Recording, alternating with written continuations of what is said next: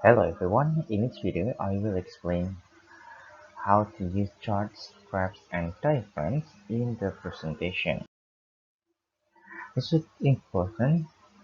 Well, charts, graphs and diagrams can make the presentation more attractive. This kind of visual content helps your audience see what you're talking about. That's why it's so important to understand the way it works and know how to describe charts, tables, and graphs correctly. You will also need this skill to be able to complete one of the IELTS tests, which is usually to describe and discuss a diagram or any other visual with figures and text. Why do you need to use charts, graphs, and diagrams?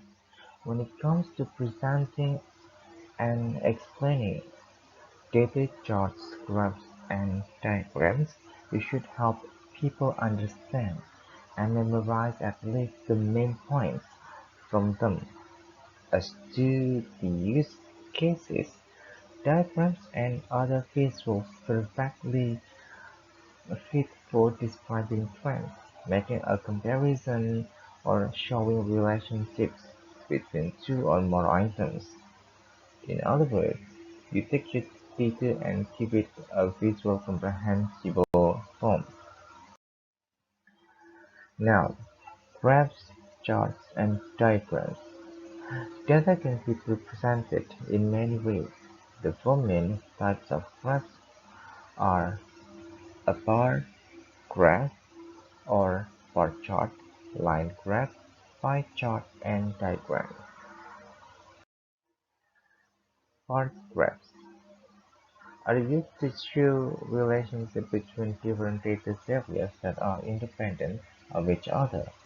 In this case, the height or length of the bar indicates the measured value of frequency.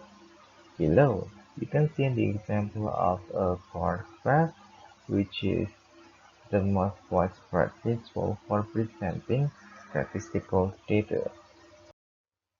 Line graphs represent how data has changed over time.